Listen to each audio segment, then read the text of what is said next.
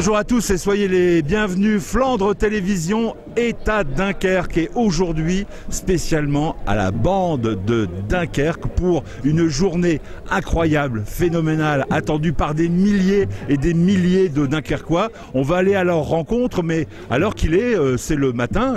Certains carnavaleux ont démarré très tôt ce matin pour ce qu'on appelle l'avant-bande, qui est presque, oh, j'exagère un peu, mais presque aussi importante que la bande en elle-même. D'ailleurs, il y a une chanson de carnaval qui dit « À cette heure, c'est l'avant-bande, nous voilà tous réunis ». Il y a des fois, je me demande si c'est pas ça le meilleur. Bah oui, c'est peut-être le meilleur. Alors, la bande de Dunkerque, c'est un défilé organisé par la ville avec les musiciens, le cortège, le parcours, le rigodon, le jet de hareng, on verra tout ça. Et puis, c'est aussi tout un tas d'initiatives prises par des particuliers, des commerçants, des bistrots, des associations, notamment le championnat du monde de cri de la mouette, le concours de podingue et bien d'autres choses qu'on va vous faire découvrir. Vous êtes prêts? Vous me suivez? C'est parti.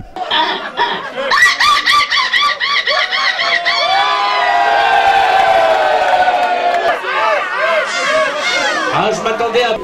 Ça y est, on a réussi à entrer dans le sein des saints de ce concours international. Et ouais. C'est même ce championnat du monde, mon cher Franck. Ouais, mais c'est le championnat du monde du cri de la mouette, deuxième édition. Et par rapport à la première, on est vraiment monté en volume cette année. Alors, le jury est en train de délibérer. Est-ce que le niveau va vraiment monter d'un cran? Ouais, on a senti des sportifs qui se sont entraînés durement toute l'année parce qu'on a senti une tassiture. On a eu les 50 nuances de mouette cette fois-ci. Et le coup de la banane, c'est quoi? Alors le coup de la banane, c'est pour la motivation. Ah faut oui. tenir quelque chose de dur pour avoir un bon cri. Ok. Voilà. C'est un plaisir de se retrouver au carnaval pour faire ce genre de choses. Oh bah oui, attends, si au carnaval on fait pas un championnat du monde de cri de la mouette, on fera plus rien. Merci Franck. Merci Jean-Marc.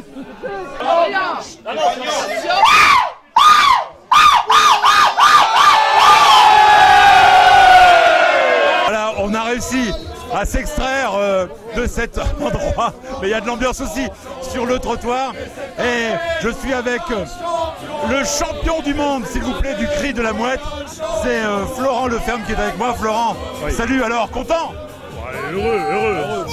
Ça démarre de rien, bien sûr. Et puis voilà, on est là avec les copains, on s'éclate. Et ça fait 10 ans que je fais ce cri de la mouette. Il est sorti de nulle part. J'ai dit, je l'ai. Et 10 ans plus tard, j'ai fait le champion du monde. Alors justement, comment on se prépare? Tu t'es entraîné? Tu as essayé plusieurs cris? Alors, comment t'as fait? C'est 1 heure de vélo elliptique par jour. 2 heures de PlayStation. Et un bon petit sirop offert par un chanteur. Ah, le chanteur Pierrot. Pierrot tout seul, donc là, je dirais pas la mixture, hein, bien sûr, mais sinon, voilà, de l'entraînement, non, il n'y a pas d'entraînement. Voilà, ça vient du corps, ça vient du cœur, et puis c'est génial.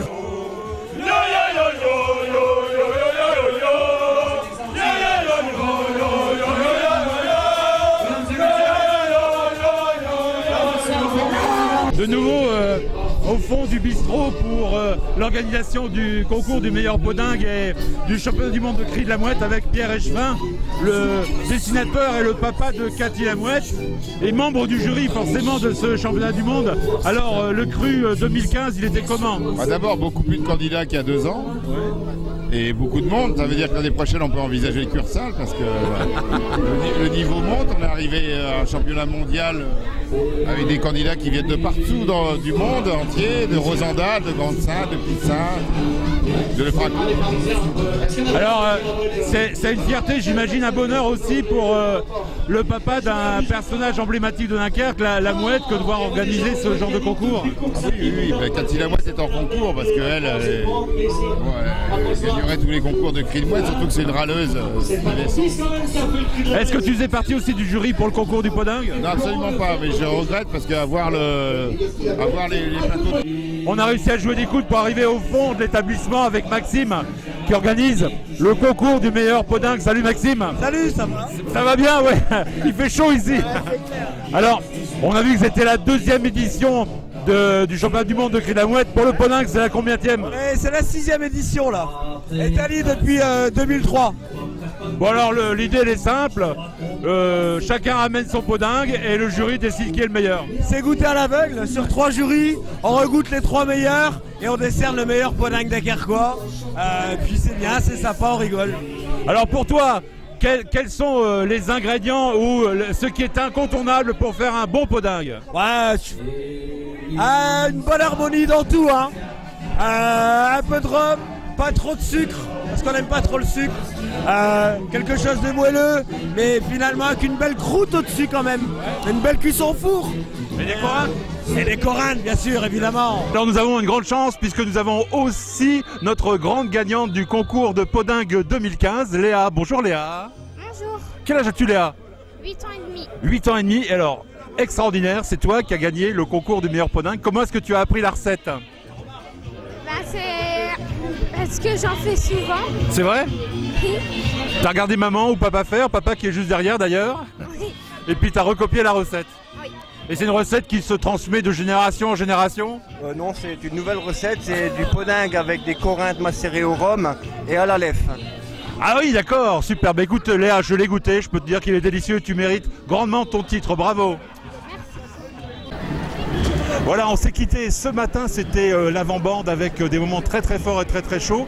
On est maintenant de retour dans les rues de Dunkerque, on est au début de l'après-midi et la bande a déjà pris son départ, elle est juste derrière moi, il y a derrière moi quelques milliers, peut-être déjà une dizaine de milliers de carnavaleux, regardez même des carnavaleuses, qui accompagnent la musique. Et on va suivre pour vous cette bande de Dunkerque 2015.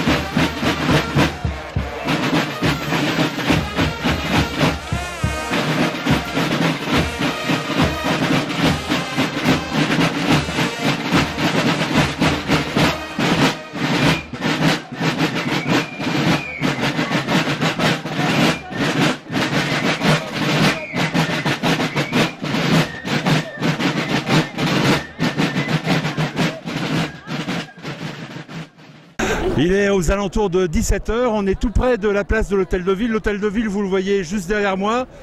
Franchement, c'est le plus près qu'on puisse s'approcher. Il y a plusieurs dizaines de milliers de personnes sur la place de l'Hôtel de Ville. Les fenêtres qui sont au milieu de l'Hôtel de Ville à l'étage vont bientôt s'ouvrir. Il y aura une clameur immense de la foule pour essayer d'attraper les fameux harengs et puis cette année peut-être des frites. On parle de frites lancées par le maire de Dunkerque. On va essayer de vous faire partager cette ambiance qu'il est impossible de décrire à l'avance. Allez, on essaie de voir ça.